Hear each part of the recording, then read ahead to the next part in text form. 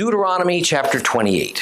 This is the midpoint of this special 4-chapter section of Deuteronomy that runs from chapters 26 through 30. And these chapters are among the most studied and revered by the Jewish sages and rabbis because the meaning and impact of these passages is at once straightforward and also deep and mystical. We are going to spend some serious time here, so get comfortable.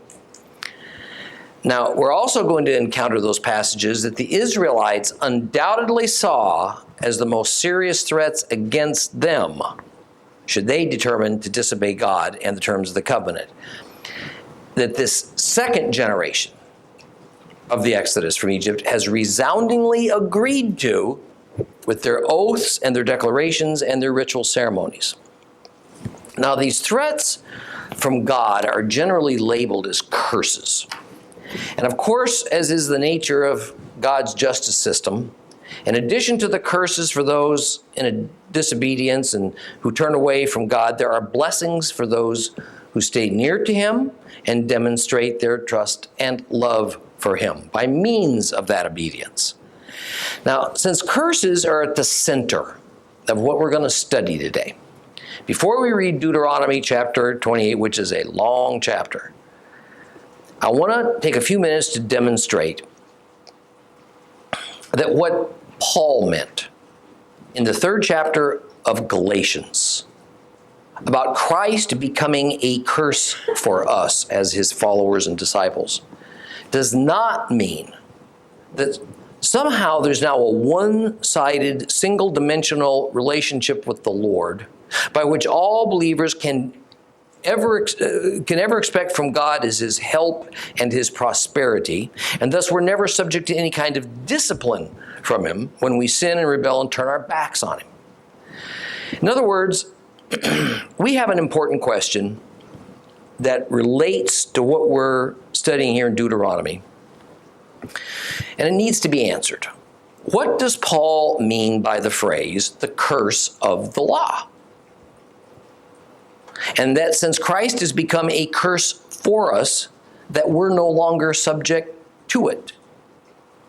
First of all, here's that brief statement of St. Paul's in Galatians, starting at Galatians 3:10.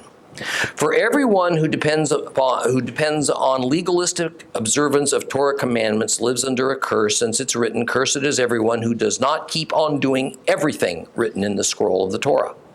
Now it is evident that no one comes to be declared righteous by God through legalism, since the person who is righteous will attain life by trusting and being faithful. Furthermore, legalism is not based on trusting and being faithful, but on a misuse of the text that says anyone who does these things will attain life through them. The Messiah redeemed us from the curse pronounced in the Torah by becoming cursed on our behalf. For the Tanakh, the Old Testament says, everyone who hangs from a stake comes under a curse. Now, since we have been looking in chapter 27 in Deuteronomy at a list of curses upon those who violate God's laws, we have to be careful not to confuse the list of curses, meaning the prescribed punishments for the various acts of sinning against God, with the phrase, the curse of the law.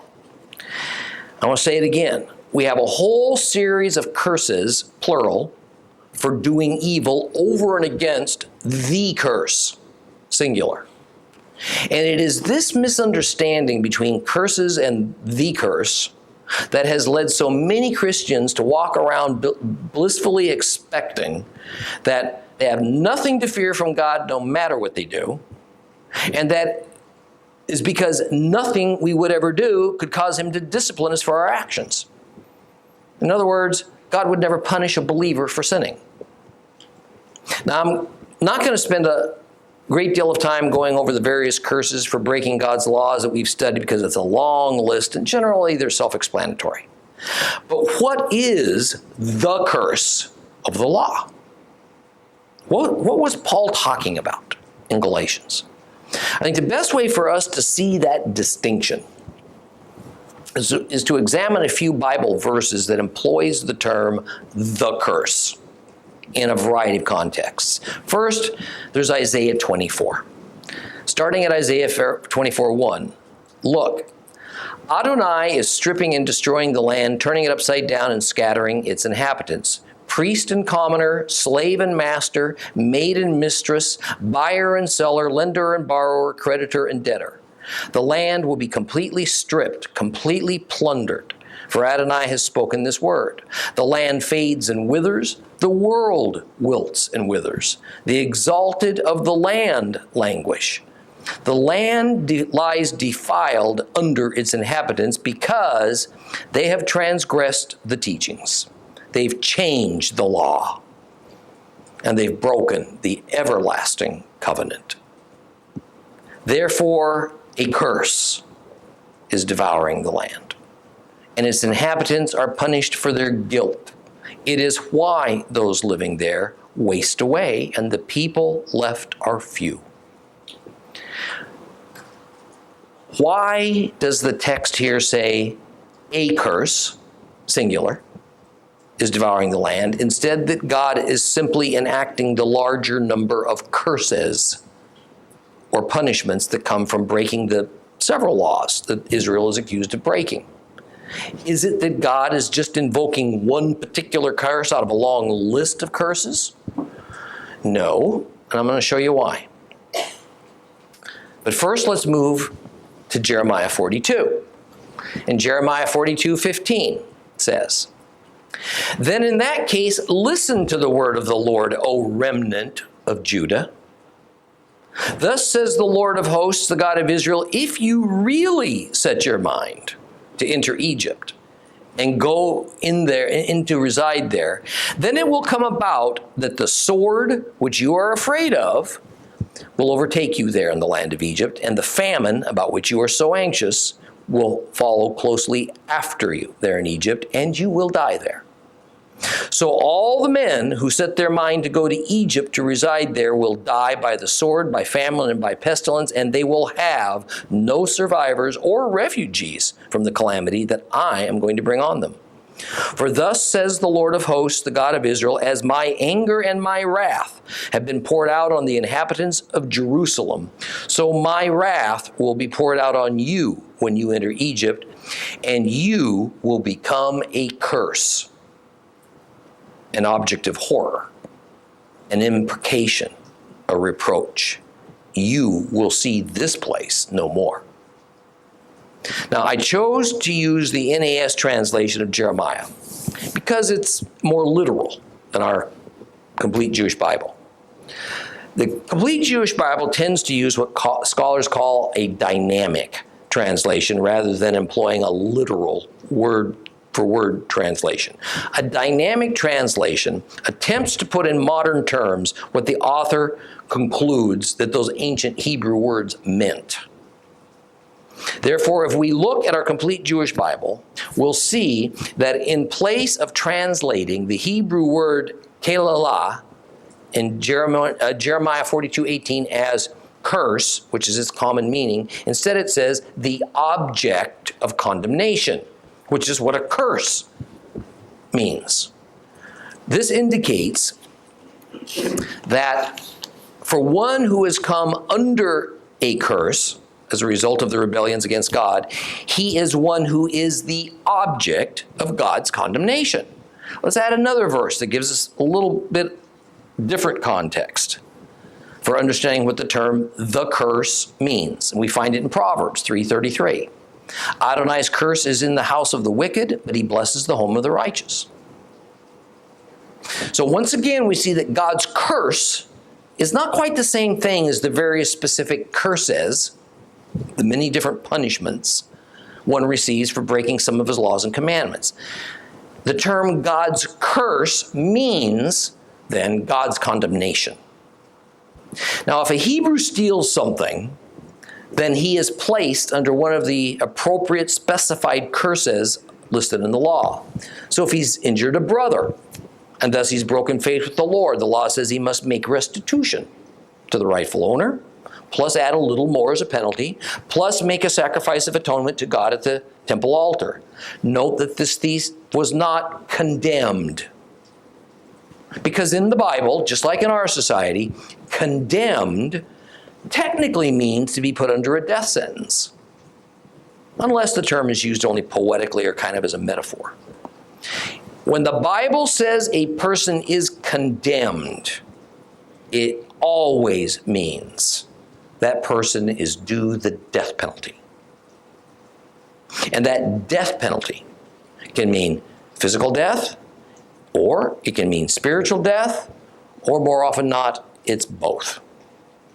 Now, listen to a verse we're going to be studying in a few weeks from Deuteronomy 30 that starts to put an even sharper point, not only on the meaning of the term the curse, but also on the term the blessing.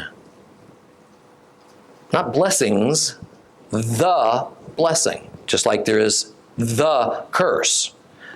Because just as a list of curses is not the same thing as the curse, a list of blessings is not the same thing as the blessing. Listen to this. Deuteronomy 30:15.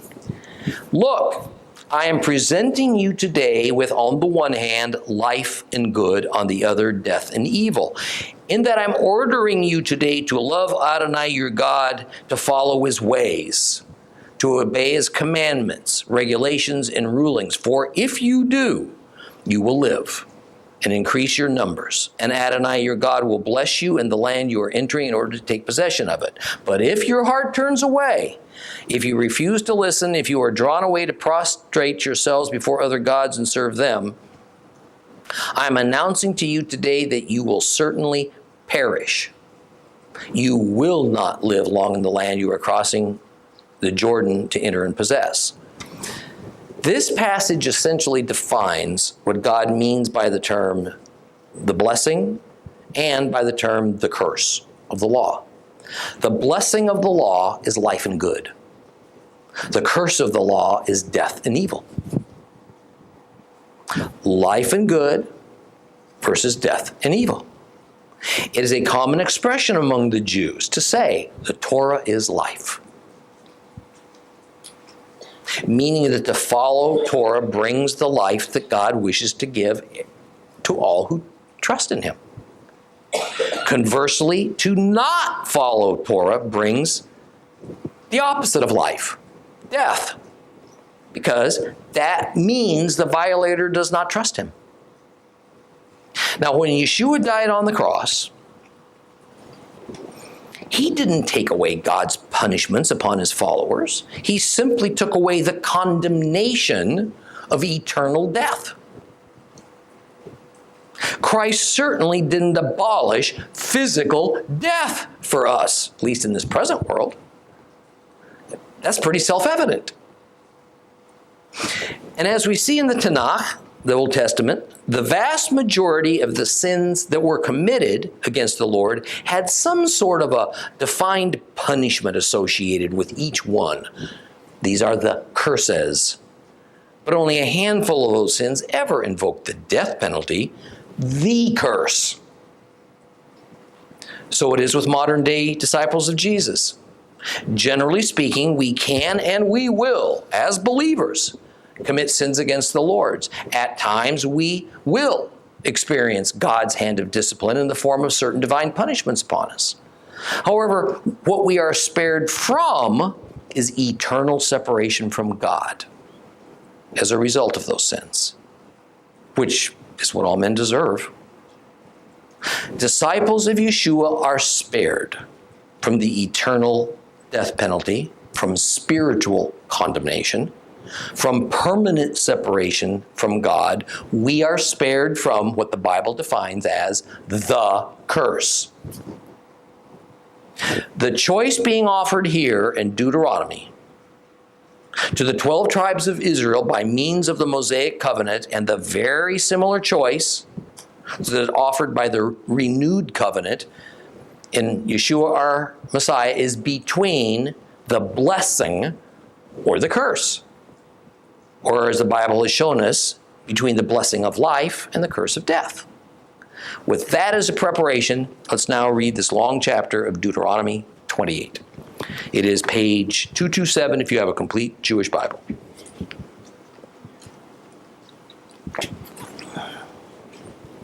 Now, if you listen closely to what Adonai your God says, observing and obeying all his mitzvot, which I'm giving you today, Adonai your God will raise you high above all the nations on the earth. And all the following blessings will be yours in abundance, if you will do what Adonai your God says. A blessing on you in the city and a blessing on you in the countryside. A blessing on the fruit of your body, the fruit of your land, the fruit of your livestock, the young of your cattle and flocks. A blessing on your grain basket and kneading bowl. A blessing on you when you go out. A blessing on you when you come in. Adonai will cause your enemies attacking you to be defeated before you. They will advance on you one way and flee before you 7 ways. Adonai will order a blessing to be with you in your barns and in everything you undertake. He will bless you in the land Adonai your God is giving you. Adonai will establish you as a people separated out for himself, as he has sworn to you, if you will observe the commandments of Adonai your God and follow his ways. Then all the peoples on earth will see that Adonai's name and his presence is with you, so that they will be afraid of you. Adonai will give you great abundance of good things, of the fruit of your body, the fruit of your livestock, the fruit of your land, and in the land that Adonai swore to your ancestors to give to you.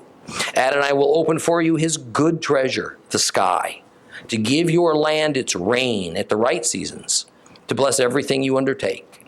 You will lend to many nations and not borrow. Adonai will make you the head and not the tail, and you will be only above, never below, if you will listen to and observe and obey the commandments of Adonai your God and not turn away from any of the words I'm ordering you today, neither to the right nor to the left, to follow after other gods and serve them.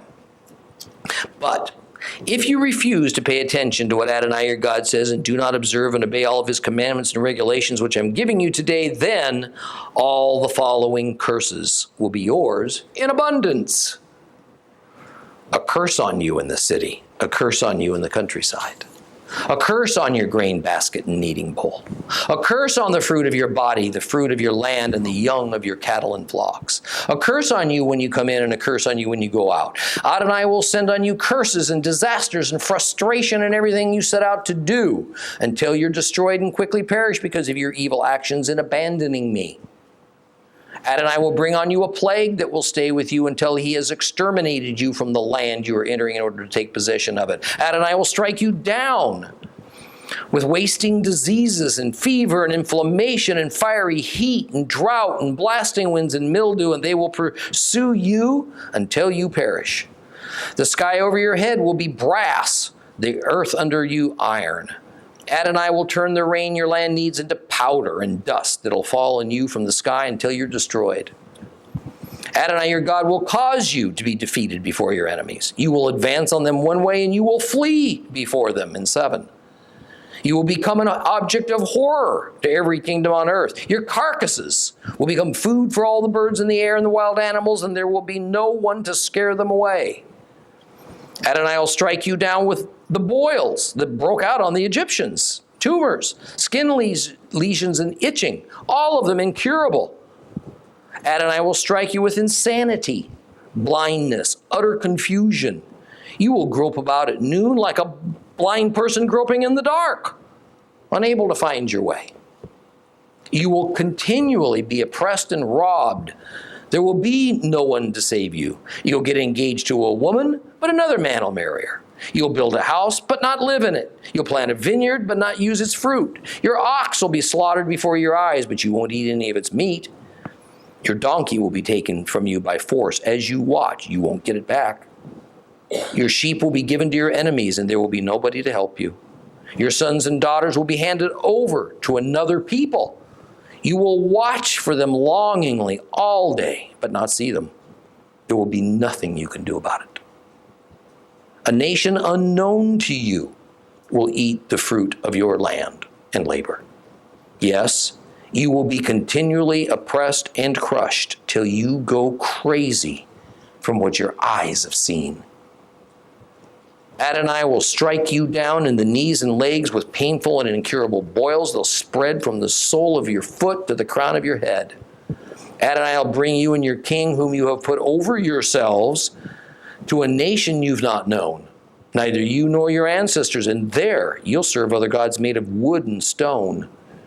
You will be so devastated as to become a proverb, a laughing stock among all the peoples to which Adonai will drive you. You'll carry much seed out to the field, but you'll gather little in because locusts will devour it. You'll plant vineyards, you'll dress them, but neither drink the wine nor gather the grapes because worms will eat them.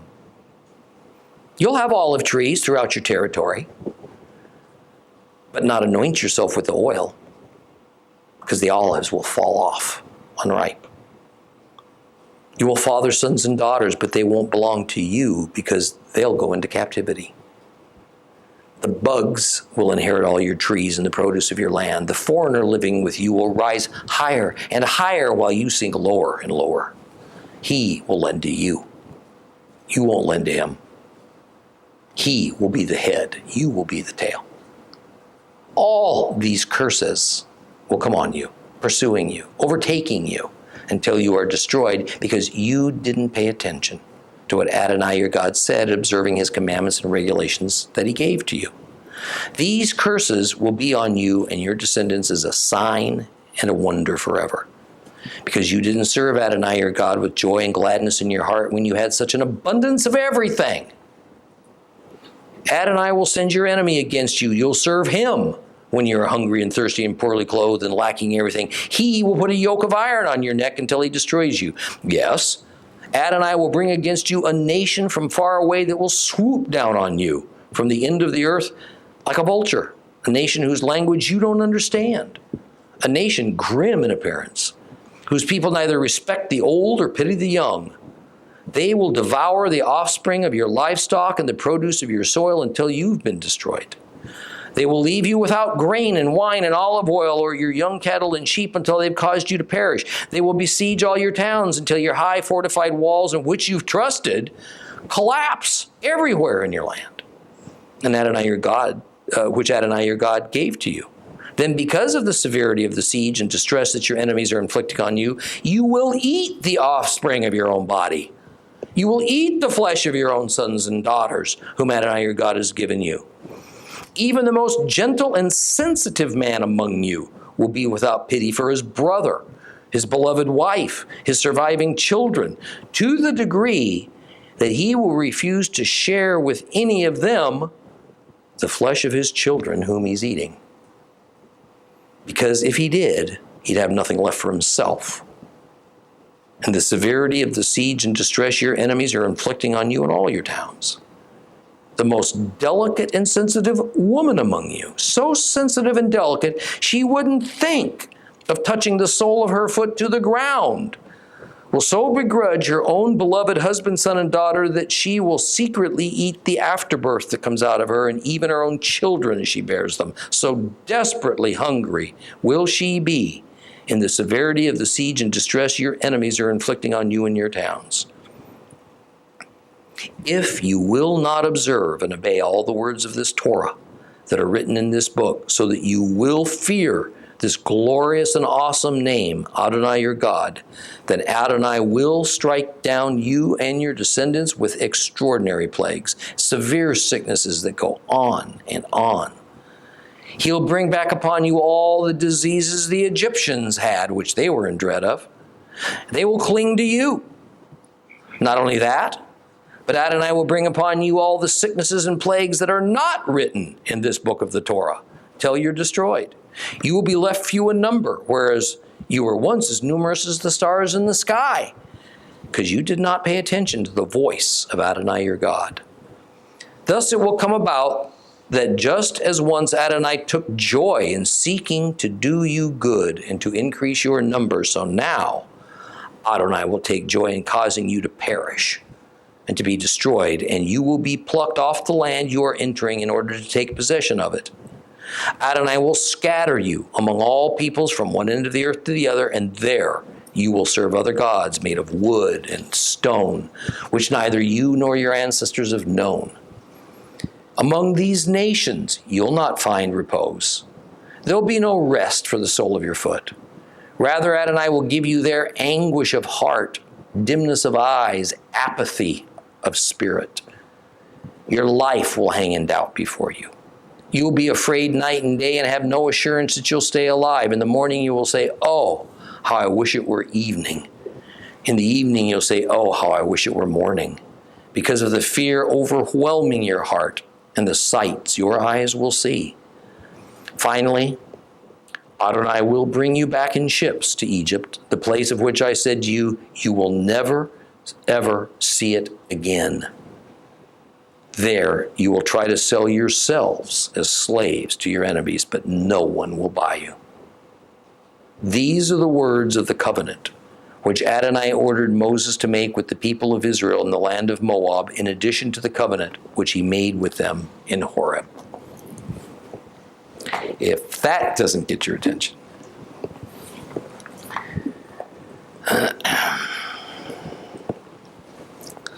The first word of chapter 28 is if. If, I think, is the biggest word in the Bible in terms of spiritual impact. The proposition is that if Israel will follow them, follow the terms of the covenant, if they will follow God, then God will bestow his blessings upon Israel. I've mentioned in the past that the Mosaic covenant is called a conditional covenant. This is as compared to the Abrahamic covenant, that was an unconditional covenant. As the Apostle Paul went to great length to explain, a good way to look at an unconditional covenant, the Abrahamic covenant, is that it is a promise. The covenant God made with Abraham was not based on if Abraham would do something, then God would respond by keeping his promise. Rather, it was that God promised a whole series of things to Abraham because God asked Abraham if he'd like to have all these things, all of these blessings. And Abraham responded, yes.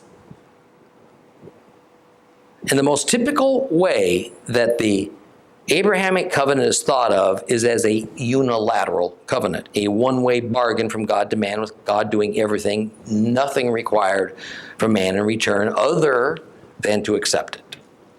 Therefore, scholars typically describe the Mosaic covenant as bilateral, in that it is God to man, but with God's expecting something in return. Both sides have obligations.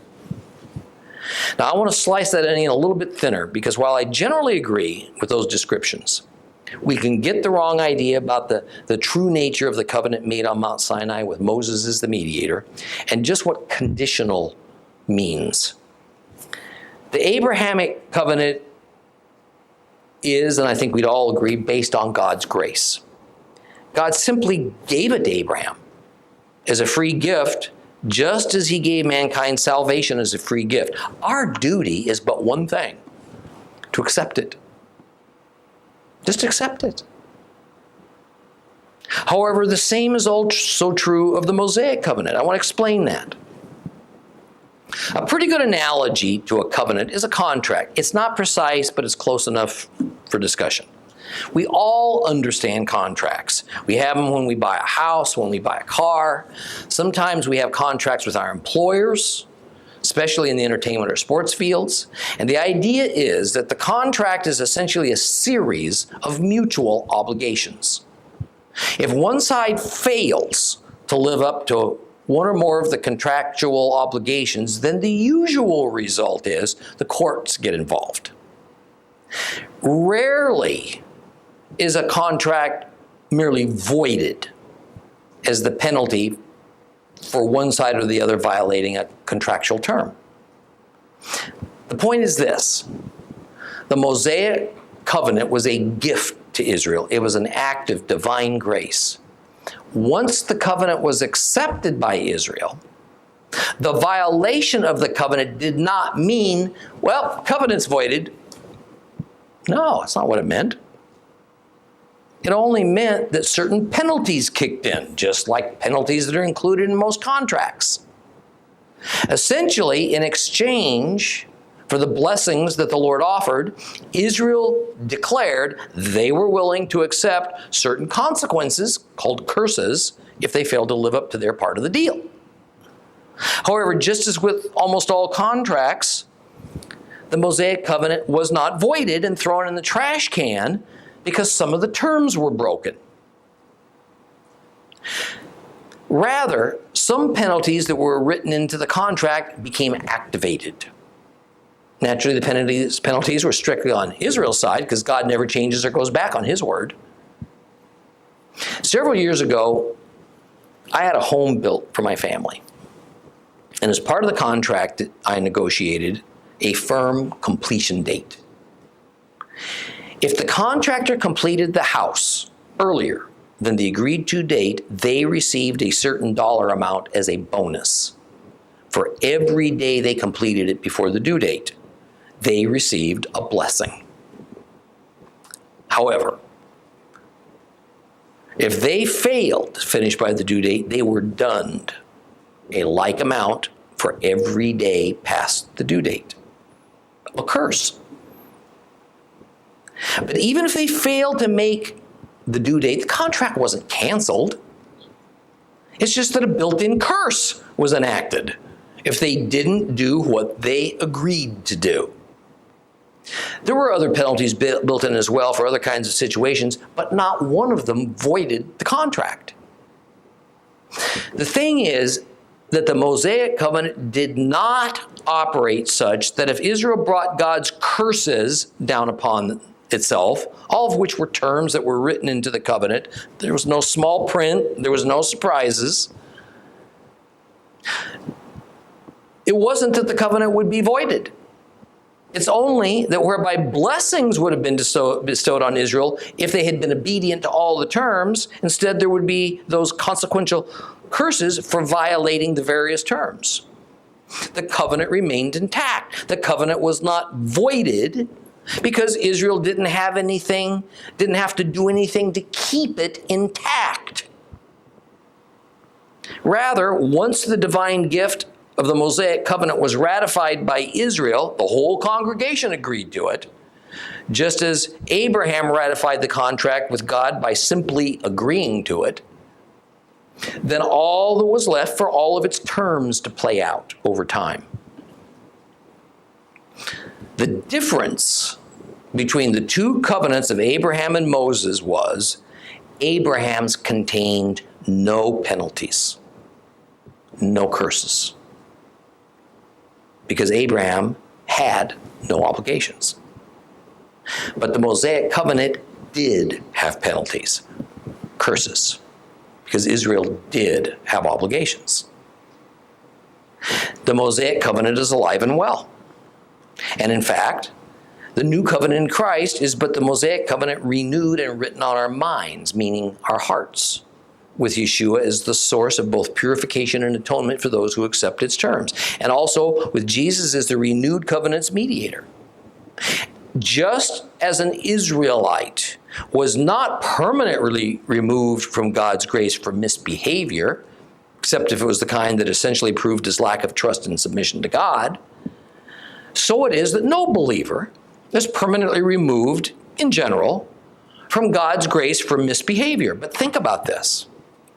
Under Messiah's rulership, under his covenant, we do have obligations. Most Christians still acknowledge our duty, at least some do, to adhere to the Ten Commandments.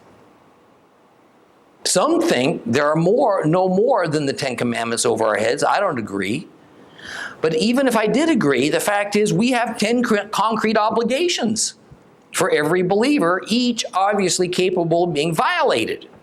So our new covenant has obligations. Therefore, it's not precisely in the mold of the covenant of Abraham, purely a promise. Consider this. If, as some say, the Mosaic covenant replaced the Abrahamic covenant, and then the new covenant comes along and replaces the Mosaic covenant, why couldn't another future covenant currently unknown to us supersede and replace the new covenant? Why couldn't that happen?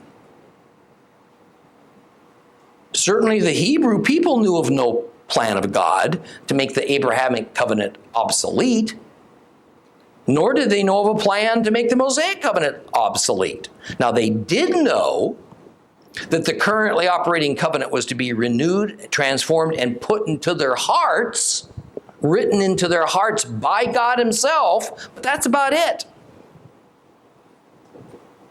Whether it should have been or not, the new covenant in Jesus seemed like an unwelcome surprise to even the most learned of the Jews in the land.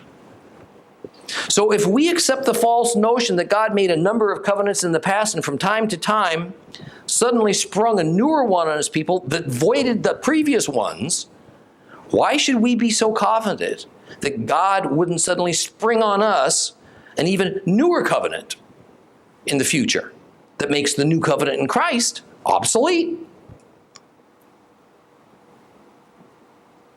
Those who would validate such a thing have certainly said that to do so would be well within God's proven pattern. And by the way, this is essentially what Islam says has happened.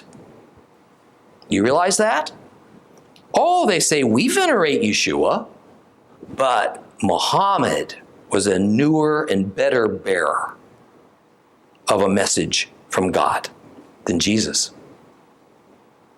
It's not at all that Jesus' message was false, they say. It's just that God has now overruled Jesus, and he's now replaced that prophet with an even newer prophet, Muhammad. Mormonism says that they have a covenant newer than the New Testament brought to them by their prophet, Joseph Smith. It's called the Book of Mormon. And guess what? It supersedes the New Testament. Why should the same Christians who claim that God makes covenants, then declares them to be forever, which we've read over and over and over as we study the Torah, they're forever, everlasting. Why would he make these covenants, declare them to be forever, and then we expect them to be replaced with new ones? Why should we then not believe that Joseph Smith is that newer prophet bringing a newer covenant called the Book of Mormon? Why would we object to that? The answer to this rhetorical question is that God wouldn't spring a future covenant on us that voids his prior ones, because he didn't create forever covenants and then void them. That's not his pattern. And the new covenant has not voided either the Mosaic covenant or the Abrahamic covenant as replacement theology dictates. It's not happened. It's a lie. Well, the next thing we notice in verse 1 is that significant Hebrew word, Shema. It's used to gain Moses' audience attention. That is, in English, we usually read, if you listen. What it says is, if you Shema. Let me remind you what Shema means. It means to listen and obey. It does not mean just to listen, to hear, because in modern words, English words, to listen and hear, to listen and to hear are just passive. We can sit right where we are, and we can listen or hear and feel no obligation to take action. Shema means to hear what God says and then proceed to do it. I can't stress enough that what I'm telling you is not allegory, it's not opinion. This is the meaning of the Hebrew word Shema. And the Lord says that if Israel will obey him and will faithfully observe his commandments, then the Lord will give Israel the greatest of privileges. Privileges above those given to the rest of the people on earth, whom he also loves, by the way. He says that he promises to give these blessings to Israel as his part if Israel will do their part. And their part is to obey him. I stress, as I did earlier, it does not say if Israel disobeys God, then the covenant gets revoked. There are 6 blessings that chapter 28 focuses on: prosperity and fertility. And prosperity and fertility are the heart of life and good things. Those are the first two. Verse 3 says that by being faithful to the covenant, Israel will be blessed. In Hebrew, Baruch, in the city and in the countryside. This is what scholars call merism, which is a big word that simply means a Hebrew grammar structure designed to show that everything in between two extremes that are given is included. So the idea is that whether it's in the largest, most sophisticated and populous city or out to the smallest, simplest villages in the least populated land, that and everything in between is included. Next is what is known as the threefold blessing of verse 4. And the idea is that every kind of life that's good, it's useful, is permitted for use by the Hebrews, will be blessed in Israel. Human life, domestic animal life, plant life, all of it will be blessed. The Hebrew word that is usually translated in this verse as cattle is behemah. And it means all animals suitable for being domesticated, not just cows. And typically, it more specifically, but not in every case, refers to animals that are suitable for food or suitable for sacrifice or both, because they're virtually the same. This is a good place to point out that the Bible typically and correctly translates the threefold blessing as the fruit of the womb, the fruit of the cattle, and the fruit of the land. I think a better translation is issue of the womb, issue of the cattle, issue of the land, because too often we take the word fruit to mean something good. In fact, the Hebrew peri doesn't necessarily make the fruit, meaning what the parent human or parent animal or parent plant produces, to be of good quality or value. But in this case, the peri, the fruit, what results from Israel's people and animals and land, will be blessed based on obedience to the Lord.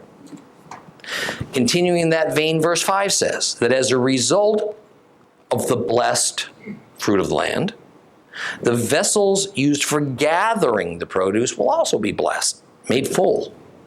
And the kneading bowls used to make bread will be blessed. They'll always have plenty of grain to make bread dough. So the overall idea is just an enormous abundance from God. Now, verse 6 is actually a Hebrew idiom. It says that your coming in and your going out will be blessed. What does that mean? It's actually a phrase that refers to military activity. In the most literal sense, it is getting across the idea of entering and going out. But in its idiomatic sense, it means going out to battle, achieving victory, and then coming back home safely. That's what it's referring to.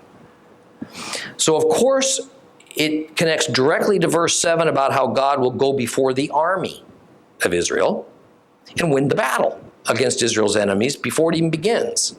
And this is expressed in another Hebrew expression about how an enemy army will arrive in a nice organized marching column, a single road, but it'll flee in all directions in panic by 7 roads. The 7 doesn't mean a literal 7, it just means in every way possible. In verse 8, the Lord will fill the barns full of produce and bless all of the Israelites' undertakings. The idea is that one's labor, whatever it is, will be productive. Yet in the middle of Moses' sermon, about all these wonderful blessings that are in store for Israel, he pauses for effect. He stops naming all the wonderful blessings, reminds Israel of the requirements and conditions necessary for all this to happen. The Lord will declare Israel to be his holy people if they keep all the commandments of God. That's the requirement. And since Moses reminded those standing before him, I want to remind those of you present before me. this is such a direct parallel in connection with Jesus' Sermon on the Mount. I came to the conclusion some time ago that if you can become comfortable and familiar with this parallel, then you will have a most useful tool with which to show your family and your friends just how connected are the Torah and the New Testament writings. I want you to turn in your Bibles to Matthew 5:1. And I want to demonstrate this joyful and eye-opening pattern that we just read here in Deuteronomy, by which we get a list of blessings interrupted by the covenant mediator, Moses in Deuteronomy, Yeshua in Matthew, to remind those in his audience that the blessings he is pronouncing do have a caveat. Obedience to God's commandments is required.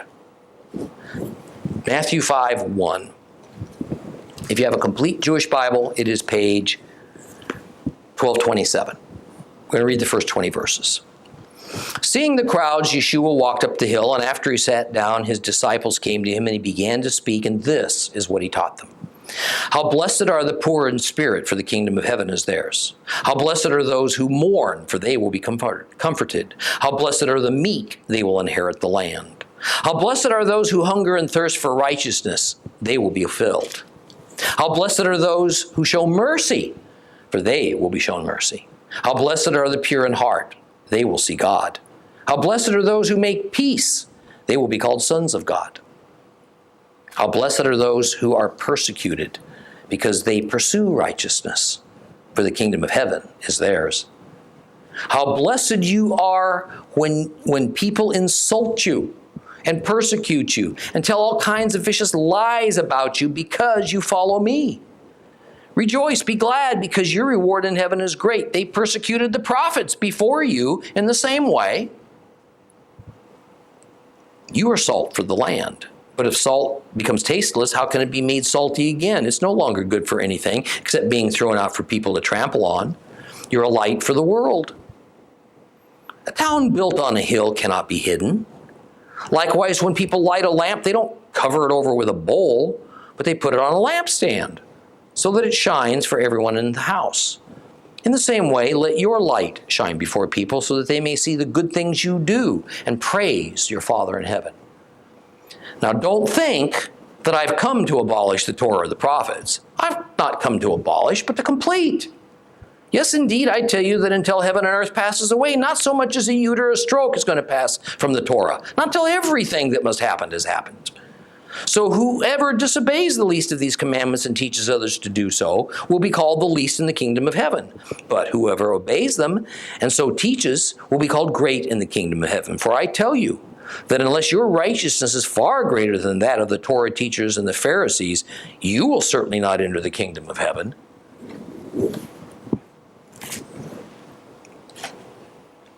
Notice in both cases how it is a recital of blessings, blessings, blessings, and then a pregnant pause with the mediator interjecting. Nobody should misunderstand what he's saying. That obedience to God's commandments is the price for membership. It's the price for joining this covenant and for remaining in the blessings of that covenant. As Paul says in Romans 11, but if some of the branches were broken off and you, a wild olive, were grafted in among them, and you've become equal sharers in the rich root of that olive tree, don't boast as if you're better than the branches. However, if you do boast, remember that you are not supporting the root's supporting you. So you'll say branches were broken off so that I might be grafted in. True, but so what? They were broken off because of their lack of trust. You keep your place only because of your trust. Don't be arrogant. On the contrary, be terrified, because if God did not spare the natural branches, he's not going to spare you. Take a good look at God's kindness and his severity.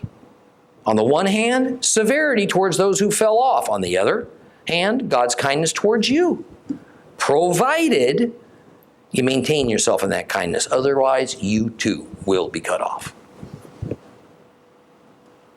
Notice that just as in the Mosaic covenant, the watchword is if.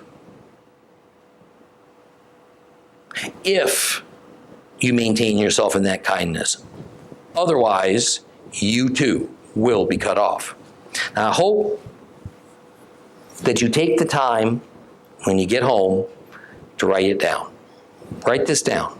Go over it. Show Deuteronomy 28 side by side with Matthew 5.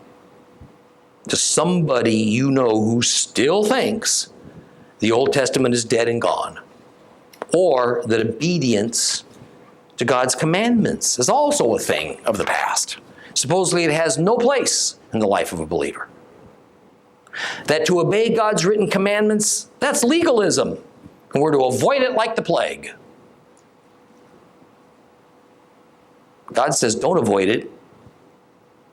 Don't avoid it, or I will plague you. The same plagues I sent on Egypt. Next week, we'll begin to look at the extensive list of curses that makes up the bulk of Deuteronomy chapter 28. Please rise.